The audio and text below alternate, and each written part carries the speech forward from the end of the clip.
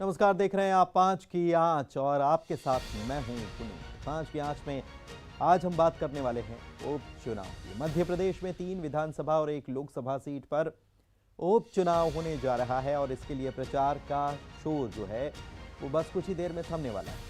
इसके अलावा हम बात करेंगे मौत पर सियासत की भी। गरियाबंद में एक ही परिवार के 4 लोगों की मौत पर डॉक्टर रमन सिंह ने प्रदेश सरकार पर निशाना साधा है। इसके साथ ही खाद की शॉर्टेज पर अब मारपीट और हंगामे की नौबत भी आ गई है। वहीं होशंगाबाद में रेत माफिया किस कदर बेखौफ हो चुके हैं ये भी आपको बताएंगे। और जशपुर और कांकेर में पुलिस ने नशे के सौदागरों पर कैसे शिकंजा कसा इसकी भी जानकारी।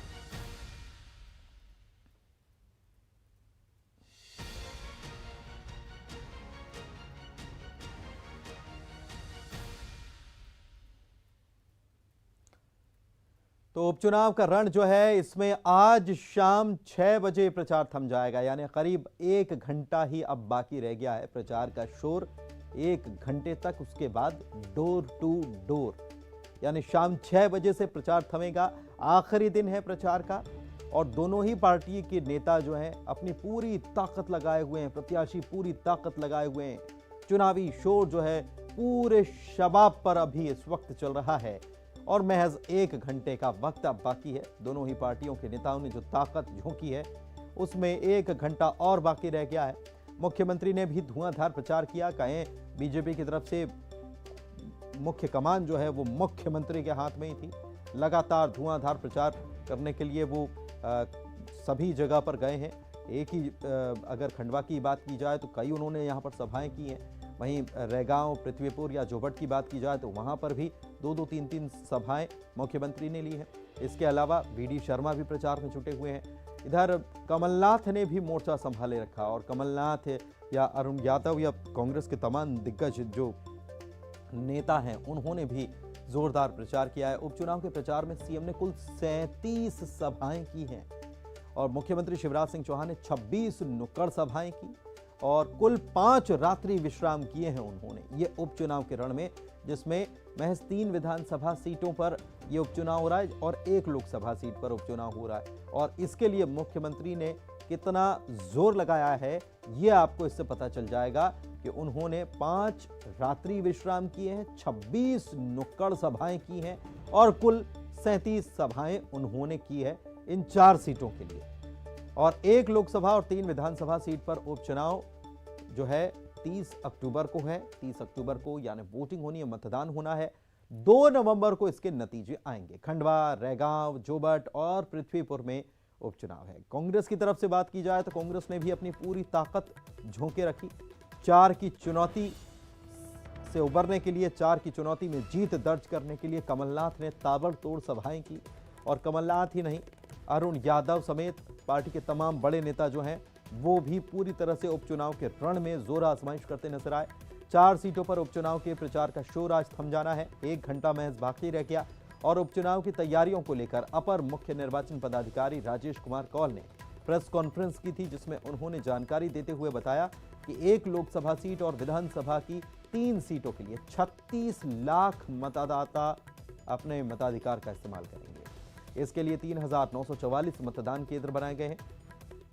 शांतिपूर्ण मतदान कराने के लिए चारों सीटों पर कुल 26,000 कर्मचारियों की तैनाती की जाएगी। सभी मतदान केंद्र को सीसीटीवी से कवर किया गया है। इसके साथ ही उन्होंने ये भी बताया कि चुनाव प्रचार के दौरान 6 करोड़ 88 लाख रुपए की जब्ती भी हुई है। इधर चुनाव आयोग को पार्टियों की ओर से 110 शिकायतें भी मिली। कि आपको पता है कि खंडवा संसदीय क्षेत्र का चुनाव है और 3 हमारे विधानसभा के उपचुनाव हैं, जिसमें है जोबट है, नेवाड़ी है और नेवाड़ी में पृथ्वीपुर और रैगांव जो सतना जिले में है।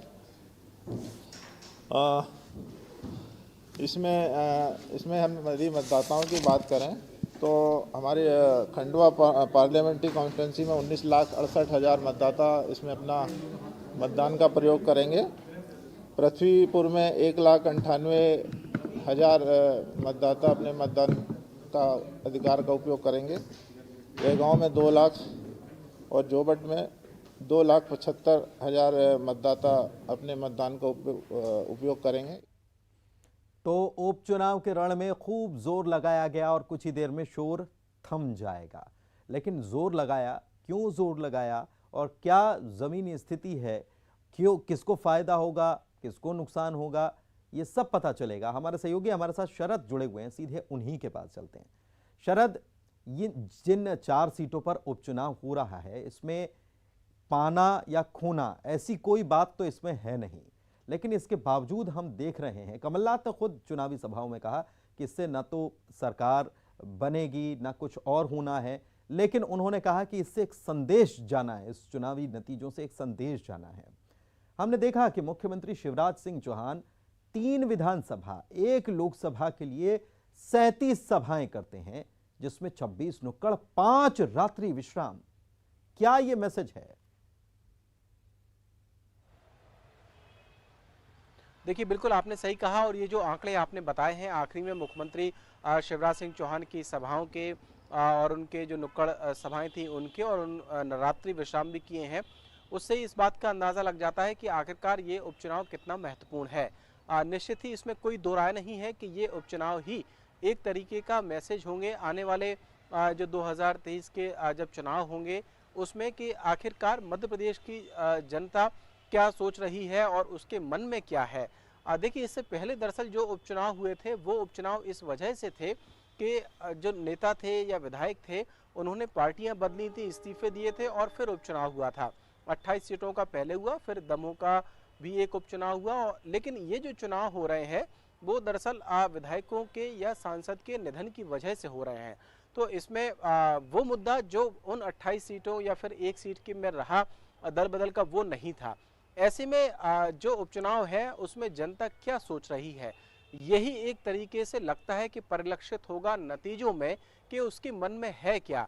और यही वजह है कि बीजेपी और कांग्रेस दोनों ही पार्टियां अपनी पूरी ताकत लगा रही हैं इस उपचुनाव को जीतने में, क्योंकि उनको ऐसा लगता है कि ये जो 4 सीट हैं जिनमें से एक लोकसभा की सीट भी है और 3 विधानसभा की सीटें हैं, टोटल अगर लोकसभा के तहत आने वाली 8 सीटें मान ली जाए और 3 सीटें जो विधानसभा की वो मान ली जाए, तो कुल 11 सीटें हो जाती हैं जहां पर चुनाव होंगे विधानसभा के।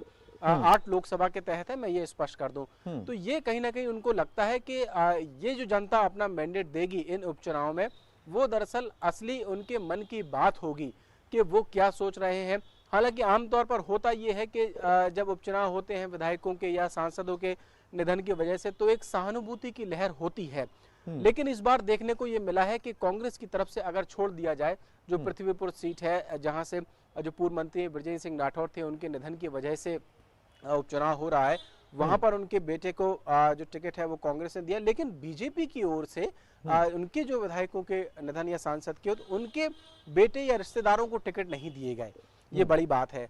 तो अब देखना होगा कि ये नतीजे क्या कहते हैं अपने आप में, और निश्चित ही ये आने वाले दिनों की तस्वीर काफी हद तक साफ करेंगे और एक मैसेज देने की भी कोशिश की जाएगी, क्योंकि दमोह की जीत के बाद आप देखिएगा लगातार कमलनाथ जब बातें जो अपने बयान में कह रहे हैं या उनकी जो बयान सामने आ रहे हैं वो यही कह रहे थे कि दमोह में तो हमारी जीत हुई, एक ये बता रहा था कि जनता आखिरकार उनके साथ में खड़ी है।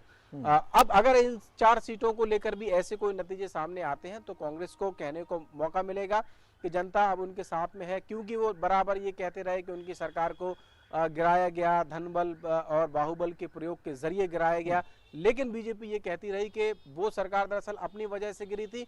और अगर इस चुनाव के नतीजे बीजेपी के पक्ष में आ जाते हैं तो फिर बीजेपी को भी ये कहने का मौका मिलेगा कि उनकी सरकार है और उनकी सरकार के साथ में जनता का जो भरोसा है वो जुड़ा हुआ है। तो कुल मिलाकर लेकिन शरद 2023 तक आते आते 2023 तक पहुंचते पहुंचते बीच में शायद एक उपचुनाव और पड़ जाए, क्योंकि हाल ही में दल बदल हो गया, पार्टी बदल ली, जो विधायक हैं कांग्रेस के वो बीजेपी में शामिल हो गए। देखिए, उसमें थोड़ा सा संशोधन ये है कि अभी तक कोई ऐसी बात सामने नहीं आई है कि सचिन बरला ने अधिकृत तौर पर बीजेपी ज्वाइन की हो। यानी कि मतलब मंच पे पहुंचना और बीजेपी की सदस्यता ग्रहण कर लेने में फर्क है। अगर वो सदस्यता ग्रहण करते हैं तब उनको इस्तीफा देना पड़ेगा। तो सचिन बिरला ने अभी तक अधिकृत तौर पर बीजेपी की सदस्यता ले ली है, ऐसी बात सामने, और ना ही उनकी ओर से इस्तीफा दिया गया है। तो वो सीट पर उपचुनाव की स्थिति तब बनेगी जब ये दोनों बातें हो जाएंगी कि वो अधिकृत तौर पर बीजेपी ज्वाइन कर लेंगे और फिर उन्हें जो अपनी सदस्यता है विधानसभा की उससे इस्तीफा देना पड़ेगा।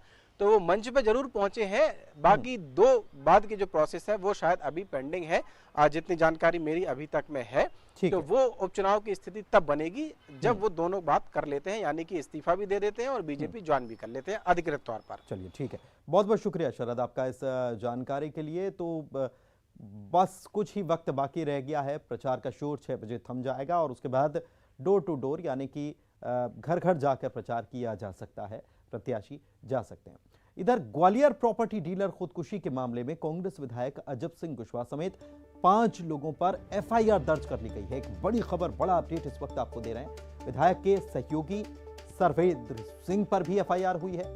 आत्महत्या के लिए उकसाने का इन पर केस दर्ज हुआ है। बता दें आपको कि प्रॉपर्टी डीलर जो है जिसने विधायक के घर पर जहर खाया था, 1 करोड़ 80 लाख रुपए की धोखाधड़ी का यह पूरा मामला था और विधायक पर 4 एफआईआर दर्ज हो चुकी है। सुशील कौशिक हमारे ग्वालियर से संवाददाता हमारे साथ फोन लाइन पर जुड़े हुए हैं, उनसे जानकारी लेते हैं। सुशील, कल जहर खाने की घटना सामने आई थी, आज मौत हो गई और उसके बाद अब खबर ये आ रही कि उन पर मामला, विधायक पर मामला दर्ज कर लिया गया, उनके सहयोगियों पर भी। सुशील। अजब सिंह कुशवाहा जी, ग्वालियर में सीताराम शर्मा जो प्रॉपर्टी डीलर है, उन्होंने जहर खाया था 2 दिन पहले। आज उनकी मौत हो गई और मौत के बाद उनका जो बयान, मृत्युपूर्व बयान आया था, उस बयान के आधार पर पुलिस ने जो कांग्रेस विधायक के सुमावली से अजब सिंह कुशवाहा, उन पर और उनके दामाद रंजीत सिंह कुशवाहा सहित 5 लोगों के खिलाफ आत्महत्या के लिए उकसाने के तहत धारा 306 का मामला दर्ज किया है गोले का मंदिर थाने में। और अब इस मामले में निश्चित तौर पर विधायक की मुसीबतें बढ़ गई है और पुलिस ने पीएम कराने के बाद अगली कार्रवाई भी शुरू कर दी है। तो कुल मिलाकर विधायक अजब सिंह कुशवाहा पर धोखाधड़ी के 3 मामले तो पहले से दर्ज हैं ही है। अब ये 4था मामला उन पर आत्महत्या के लिए उकसाने का दर्ज हो गया है। तो कहीं ना कहीं अब जो है पुलिस और प्रशासन का शिकंजा विधायक के ऊपर कसेगा, क्योंकि एक बिल्डर की मौत भी हो चुकी है। तो अब मामला कहीं ना कहीं कानूनी पचड़े में फंस चुका है। तो ऐसे में अब पुलिस भी कह रही है कि इस मामले में जल्द ही कार्रवाई की जाएगी। तो निश्चित तौर पर राज्य सरकार से भी निर्देश मिलने के बाद अब जल्द ही इस मामले में कार्रवाई देखने के लिए मिलेगी, क्योंकि धोखाधड़ी के शिकार करीब 150 से ज्यादा लोग हुए हैं विधायक के और विधायक के सहयोगियों के जरिए। चलिए, बहुत बहुत शुक्रिया, आप नजर बनाए रखें। इधर इंदौर से एक बड़ी खबर आपको बता रहे हैं। विधायक पुत्र करण मोरवाल, मुरली मोरवाल जो विधायक हैं, उनके बेटे हैं करण मोरवाल, इनसे जुड़ा हुआ मामला रिमांड के बाद जिला कोर्ट में पेश कर दिया गया। कोर्ट ने आरोपी करण मोरवाल को जेल भेज दिया है। बता दें कि करण मोरवाल पर दुष्कर्म का आरोप लगाया गया था एक पीड़िता के द्वारा। युवती पर 3 करोड़ रुपए की मांग करने का आरोप दूसरी तरफ से लगाया गया है।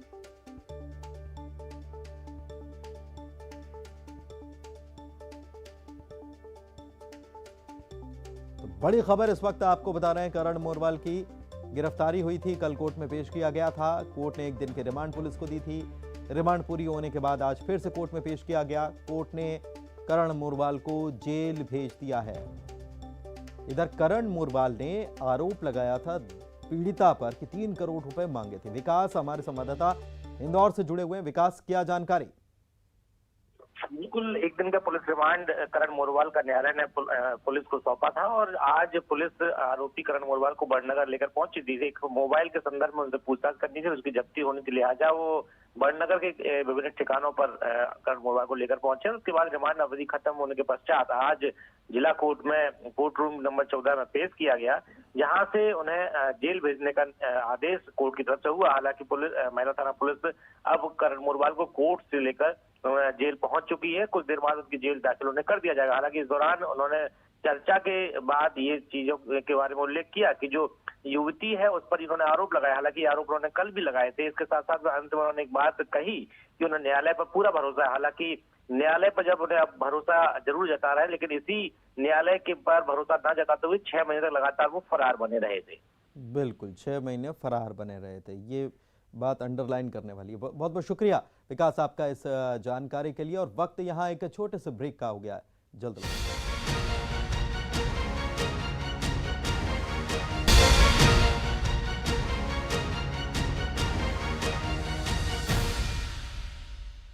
ब्रेक के बाद आपका स्वागत है। राजनांदगांव में एक ही परिवार के 4 लोगों की मौत पर सियासत शुरू हो गई है। पूर्व सीएम डॉक्टर रमन सिंह ने इस मामले में ट्वीट किया, सरकार को निशाने पर लिया और लिखा कि शराब की वजह से प्रदेश में हर दिन ऐसी घटनाएं हो रही हैं और सरकार शराबबंदी पर मौन है। रमन सिंह ने लिखा है कि कांग्रेस की मंत्री महिलाओं को शराब पीने की सीख दे रहे हैं। देवव्रत हमारे सहयोगी हमारे साथ इसी खबर पर लाइव जुड़े हुए हैं, सीधे उन्हीं से बात करते हैं। देवव्रत, अब इस पूरे मामले पर सियासत शुरू हो गई है और सियासत भी 4 मौतों से लेकर शराबबंदी तक पहुंच गई।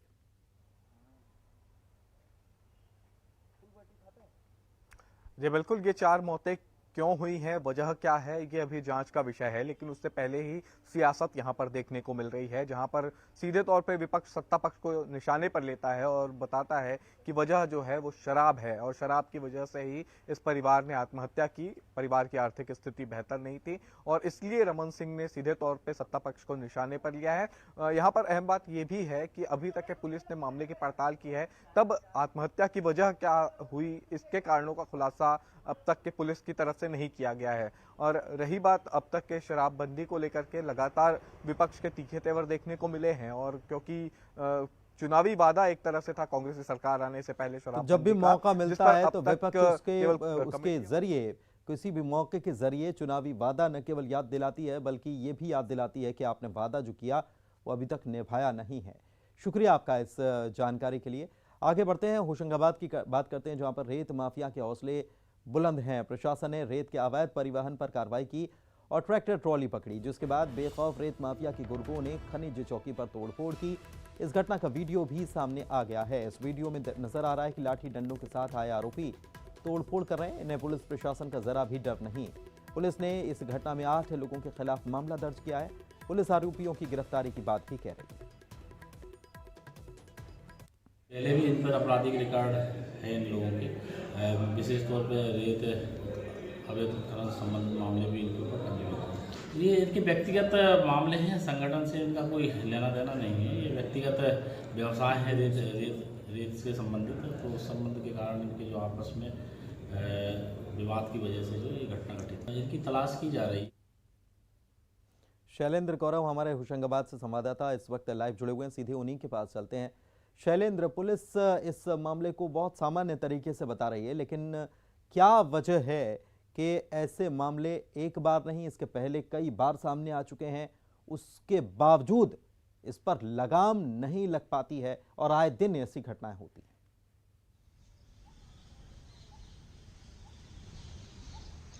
जी बिल्कुल सही। यदि होशंगाबाद की बात की जाए तो 118 खदानें यहाँ पर खनिज निगम की रजिस्टर्ड हैं और 262 करोड़ रुपए में ठेका हुआ है। जाहिर तौर पर समझा जा सकता है कि कितना बड़ा रेत कारोबार होशंगाबाद में होता है और इसी के साथ अवैध कारोबार या रेत का काला कारोबार भी जमकर फलता फूलता है।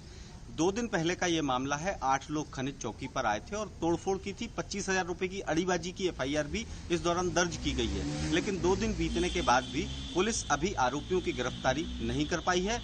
तो जाहिर तौर पर कहा जा सकता है कि लगातार जिन लोगों के नाम रेत के अवैध कारोबार में आते रहे हैं, इससे पूर्व भी इनके खिलाफ FIR होती रही है, लेकिन 2 दिन बीतने के बाद भी पुलिस के हाथ एक भी आरोपी नहीं लगा है। तो पुलिस कितना संजीदा इस मामले को समझ रही है। इससे पहले के मामलों की यदि बात की जाए तो गोलीबारी तक की घटनाएं भी रेत के इस कारोबार में हो चुकी हैं।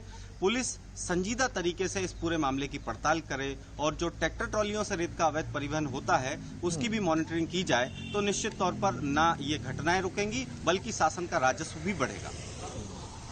लेकिन जरूरत जिम्मेदारों को जिम्मेदारी निभाने की भी तो है। शुक्रिया आपका इस जानकारी के लिए शैलेंद्र। और इसी के साथ 5 की आंच में बस इतना ही। नमस्कार।